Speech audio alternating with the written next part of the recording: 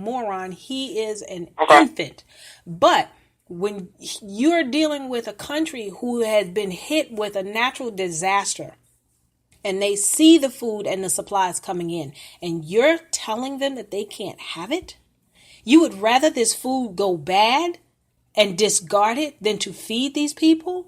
Where are your morals? Where is your what happened to your compass? Because obviously you no longer have it. I feel the same way, and it's just really sad. It's very, very sad to for these people to have to endure that type of selfish behaviors when the means are there. And I totally agree with you on that. Yeah. I totally do. But not to take away from what we're talking about, everybody, I would like to introduce to you Miss Laima Haynes. Hey. Hello. My bad. Go ahead, Miss Laima. Go ahead. Take over. No, you go ahead. Go ahead. She's the host of Real Talk 101, and I'm going to let her take it from here. Go ahead, Miss Laima. What are we talking about? No. We talk about you right now, baby. About your show. Introduce myself. Okay, sorry, y'all. Well, hello, everyone. Good evening. My name is Laima. Some people call me Nicole on Facebook. That's my middle name. Name of my show is Real Talk 101, and basically it talks about just real stuff the stuff that's going on in the world. But I switched my show over to be a Christian platform. It's a gospel platform now. To the point where I'm still talking about real stuff, but I'm including God and I enjoy it. I encourage you all to follow me on Real Talk 101. Call in on my show because I have some great topics that I talk about every Sunday, and it's from 8 to 9. Yeah, you do. You have some awesome topics. It'll make you think. So, here you have it. The ladies of WSLC Fusion Radio Takeover tonight, live. So, what's your opinion on the situation in Puerto Rico? And that's what you came in on. That's what we were talking about. The situation in Puerto Rico and Texas where people are still not being fed, they're not being helped. And why the government just has never had an adequate plan in place to move rapidly when these disasters happen. My opinion on it is that's the government. I mean, we have to get to the point where we can't depend on the government. We got to get to the point where because the disasters are going to happen. We can never prepare ourselves to how bad the disaster would be. But we have to get to the point where we we take care of our own. Because the government is all about power and money. Long their family good and long their people good, then it's all good. But when it comes to another individual that's not a part of their family, they are slow about doing it. You know what I'm saying? For us, the people, to push them, to get these folks out of office. You know what I'm saying? These folks that don't care nothing about our people, because if it wasn't for us, they wouldn't be getting paid. We got to learn how to, grow our own food. We got to learn how to put our money to the side. And so we just have to, now it's really time for us to think another way. We got to change our thinking. You're right. It's very sad what's going on. Very sad. And it's not just the way we think. We can't even unite together to help one another. And the only way we're going to be able to do that is we got to put all that nonsense to the side, and we really got to come together as one and, stop manipulating and scandalizing folks and this, that, and the other for, selfish measures. But, we have to be able to unite together first before that can happen. But I do agree. We're going to have to help one another. Yeah, and stop spending and stop wasting our money to these these celebrities and, just wasting our money on things that not giving back to us. People that not giving back to us. We got to stop wasting our money.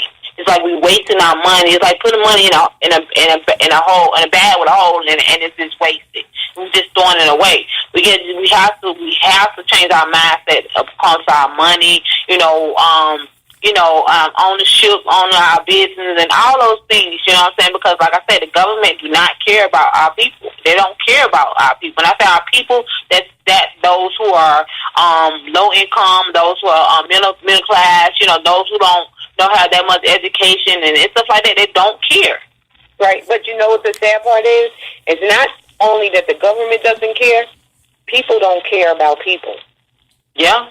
And because it's too many celebrities. It's too much money out here for these people around here starving, asking for food and stuff. Too much. You know what I'm saying? Hopefully this open people's eyes. But let's be honest. Really open people's eyes. But let's be honest. When we were kids, we paid attention to what the older kids did and followed their lead. Who followed the parents' lead, right? If the parents were dysfunctional, the older kids were dysfunctional, and now we were dysfunctional. So that's how the country is run. The most dysfunctional people on the planet are the people who actually have the majority of the power. They're the most screwed up people. When they say drunk with power, they really mean it, and they're greedy. And it's just happens to them. They're selfish, they're greedy, they're manipulative, and they care for no one other than themselves. If you look at them and see the way that they throw each other under the bus, just look at how many people passed through the White House this year. This year. That was in the words of the Orange thing, the best. They're just the best. And now all of a sudden they're gone. They all happen for a reason, though. It's all happening for a reason. You're right. But my problem with that whole situation is people look at it and say, well, let's see what happens. No. How about let's get rid of this problem and get something better? Because I would rather reach back, grab Bernie Sanders, and put him in office so that he can get some things done, then deal with the foolishness that's coming. If you look at what's going on, the Vegas situation, to me, is a direct reflection of what's going on in the government. Yeah.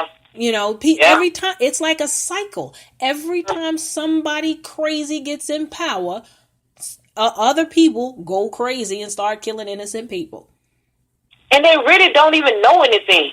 Nothing. That's the thing. They don't know anything. They don't know nothing. Anyone can run for office. It's the little man that really have them up there.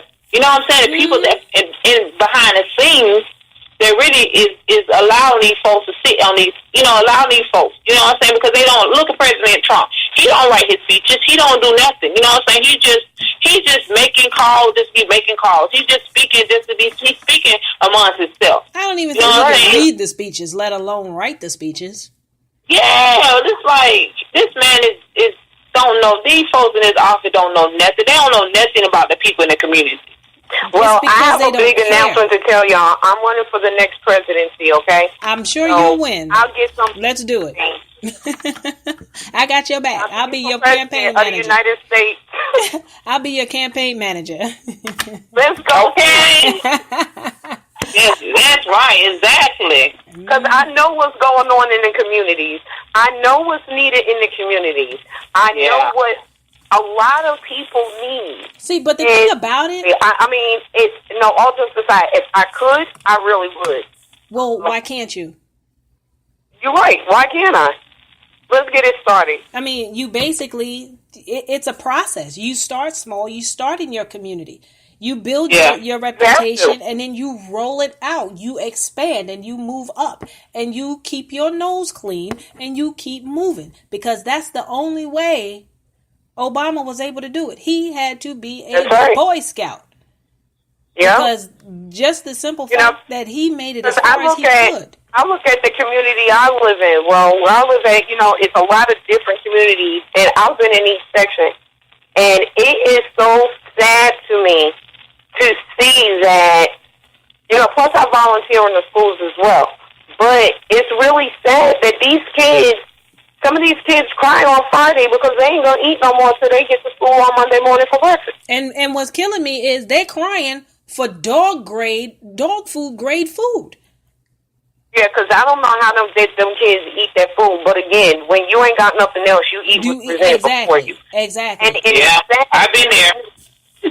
You ain't by yourself. I get it. We all been there. And anybody who said they ain't never been, hats off to you. I'm glad you were born with a silver spoon in your mouth. We all done been through some hard, trying times. I ain't ashamed. Not at all. Who I am today. And then they make it so hard for people to get assistance on food stamps because the ones who don't need it is the ones who damn got it, and the ones who need it can't damn get it. Exactly. How the hell you gonna tell me that somebody whose income is $1,300 a month is too much damn income, but their rent is 90% of what they get in? But you gonna tell me their income is too much? That's bullshit. Yeah. Honey, let me tell you. They don't say they got the wrong people running the government. No, like, what it is people with children should be able to get food stamps. If you have children, or everybody should get food stamps. To me, now, it's like because you pay taxes. But you got to understand now, people get it and abuse it. You see? Yeah. So you're right. And it makes it harder for the ones who do. But at the end of the day, if you look at, you can't see them because the juvenile records are sealed. But I know a particular case where a kid has been caught stealing 22 times. So if this kid is consistently stealing and he's got 22 counts of theft and they're all from a grocery store for stealing a pack of chicken or stealing food items, that right there is a sign to first of all, to the authorities and to the judge. Okay, they're stealing food for a reason. Exactly. Get that family some help. But they don't do that. They don't. These families. But it's it hurts my heart, right, when I hear a kid tell me, "Well, Miss Shante, I don't have any food for the weekend. Do you think you can get us some groceries? Yeah, maybe a box of cereal and some milk, at least till we get back to school on Monday." That hurts, and you really don't want to go talk to the counselor because the first thing the counselor is doing is calling DSAT. The only thing the family is doing is struggling for food. Mm-hmm. And it makes no freaking sense. It doesn't. Well, I mean, and what kills me is not only are they struggling, but their pride won't allow them to do what is necessary to get the food to feed their children in order for them to move forward to grow. Because there are churches out here. There's not one county in this state that doesn't have at least 2 churches in each neighborhood that gives free food away. There are pantries everywhere. Let me tell you something. I know a church that I live close by to. They will tell you it's a free food bank. You get there, they're asking you for money. And if you cannot donate money, you cannot get food out of that pantry. Are you kidding me? That's That's wrong. That's wrong. Well, that's illegal, ain't it? That ain't even... That's bait and switch. If you don't have anything to donate, you still give them the food. Yeah. Exactly. That's what churches are because they don't have. And I'm not going to get into the whole church thing, but... Well, I'm going to tell you now. I might get cussed out, but I really don't care. Right. It's my personal thought, my opinion. Some of these churches ain't doing nothing but capitalizing. Well, I mean, Yeah, you do. I mean, and I go to church. And somebody who's coming to get food, turn them away because they ain't got no money for a donation. Where they do that at? Exactly. But you preach the word. But that's why so many people turn away from the church. For bad examples. That's bad, and I hate that they do that, you know what I'm saying, because it gives a bad rap on the good church. Exactly. And it does. Well, I'll tell you now, I drive an hour and 20 minutes to get to church every Sunday. And I go to this church for a very specific reason. Because when this church started, I was one of the first members, and I watched that church grow. And yes, we have had an influx. We've tripled the amount of people that are there, but it's a great church. If you're hungry, you can go in there.